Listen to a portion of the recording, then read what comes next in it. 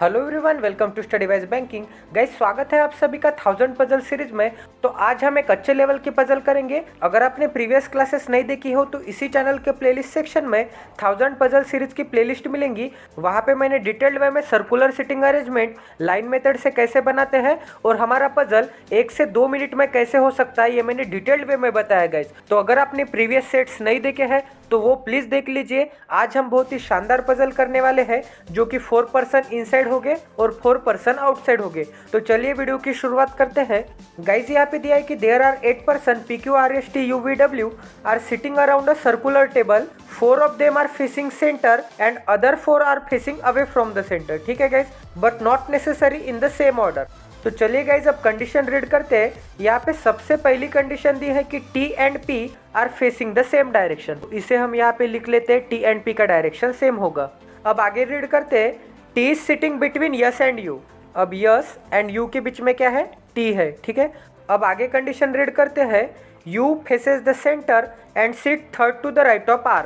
अब U क्या है? R के थर्ड टू द राइट में, तो ये हो गया फर्स्ट राइट, ये हो गया second right and third to the right में है U एंड U क्या है? इनसाइड फेसिंग है। अब आगे कंडीशन रीड करते हैं गाइज। यहाँ पे दिया है कि यस फेसेस W।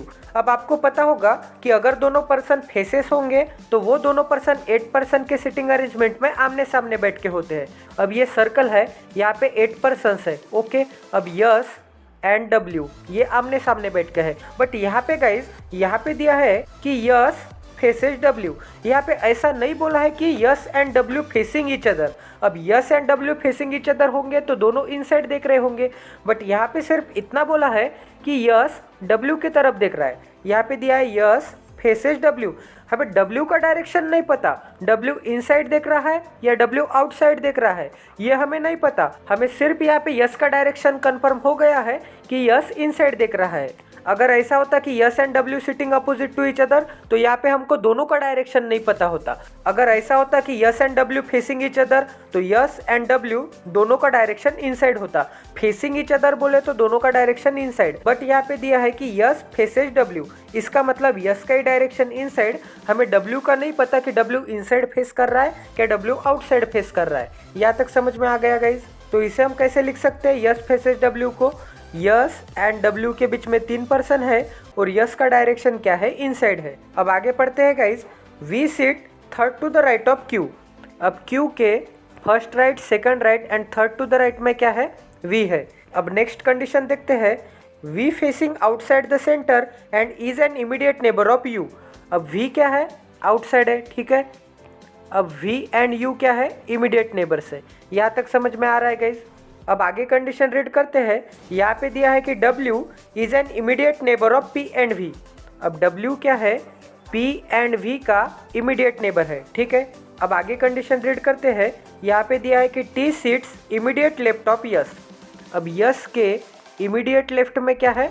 T है। अब आगे कंडीशन रीड करते हैं, Q फेसेस इनसाइड। अब यहाँ पे आपको Q की कंडीशन दिख रही है तो यहाँ पे Q के ऊपर इनसाइड लिख लेते हैं, मतलब Q इनसाइड फेस कर रहा है एंड यहाँ पे V आउटसाइड फेस कर रहा है। ठीक है, तो यहाँ पे 8 पर्सन है तो चलिए 8 पर्सन निकाल लेते हैं। तो ये हो गया 1 2 3 4 5 6 7 एंड ये हो गया 8। तो गाइज हमें नहीं पता कि ऊपर इनसाइड है क्या नीचे इनसाइड है, ऊपर आउटसाइड है क्या नीचे आउटसाइड है, तो हम ये कंडीशन से कंफर्म करेंगे। तो चलिए अब कौन से कंडीशन से स्टार्ट कर सकते हैं ये देखते हैं गाइज। यहाँ पे आपको सबसे सुटेबल कंडीशन दिख रही है कि यस इनसाइड फेस कर रहा है एंड यस से 3 पर्सन छोड़ के W है, तो आप यस कहीं पे भी रख के स्टार्ट कर सकते हैं गाइज। ठीक है, मैं यस यहाँ पे रख के स्टार्ट करता हूँ और यस को मैं इस डायरेक्शन में फेस करता हूँ। यस से 3 पर्सन छोड़ के यहाँ पे मैं W निकालूंगा और यहाँ पे दिया है कि यस इनसाइड फेसिंग है तो यस तो यहाँ पे ऊपर फेस कर रहा है तो ऊपर की साइड में होगा इनसाइड एंड यहाँ पे नीचे की साइड में होगा आउटसाइड। ठीक है, यहाँ तक समझ में आ रहा है? अब हमारी ये कंडीशन हो गई। अब कौन सी कंडीशन अप्लाई कर सकते हैं ये देखते हैं। आपको यहाँ पे यस दिख रहा है और यहाँ पे यस के इमीडिएट लेफ्ट में T दिख रहा है, तो ये कंडीशन अप्लाई करते हैं। यहाँ पे यस के इमीडिएट लेफ्ट में यहाँ पे हम T निकालेंगे, तो ये भी कंडीशन हो गई हमारी। अब कौन सी कंडीशन अप्लाई कर सकते हैं ये देखते हैं। यहाँ पे R से 2 छोड़ के U है, ये अभी हम अप्लाई नहीं कर सकते। यहाँ पे V एंड U है, ये भी अभी नहीं अप्लाई कर सकते। T एंड P का डायरेक्शन सेम है, ये भी हम अप्लाई नहीं कर सकते। Yes T and you. ठीक है गाइज, ये कंडीशन हम अप्लाई कर सकते हैं। यहाँ पे क्या बोला है गाइज कि यस एंड टी के बीच में जितने हैं उतने ही टी एंड यू के बीच में है।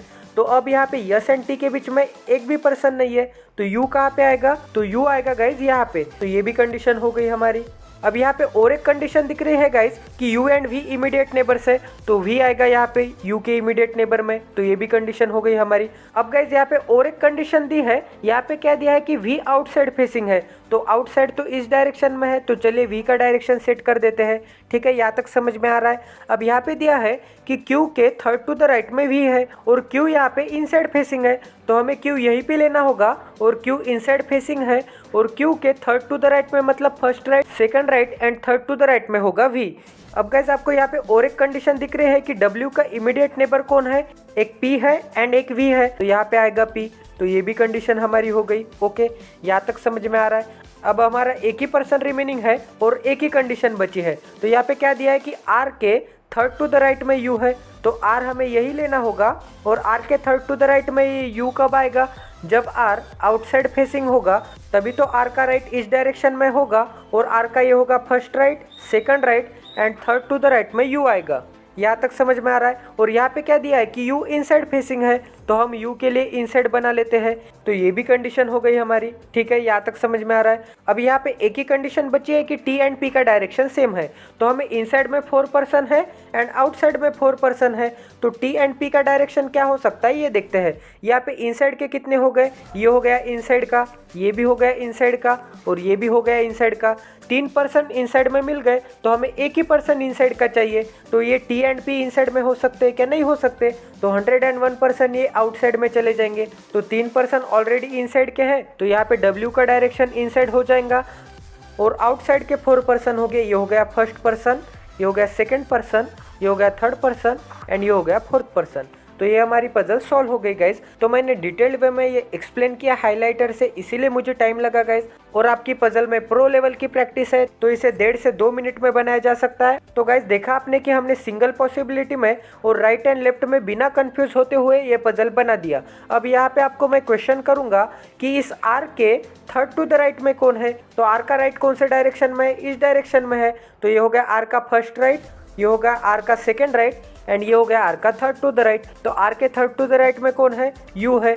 अगर मैं आपको बोलूंगा कि P का अपोजिट पर्सन कौन है या फिर P किसे फेसिंग है, तो यहाँ पे 3 पर्सन छोड़ने के बाद क्या आ रहा है, T आ रहा है, तो P एंड T फेसिंग हो गए। अब P के इस डायरेक्शन में भी 3 पर्सन छोड़ के T आएगा और P के इस डायरेक्शन में भी 3 पर्सन छोड़ के T आएगा। यहाँ तक समझ में आ रहा है गाइज। तो आपको सर्कल निकाल के देखने की जरूरत नहीं है, आप लाइन मेथड से भी इस पजल का आंसर दे सकते हैं।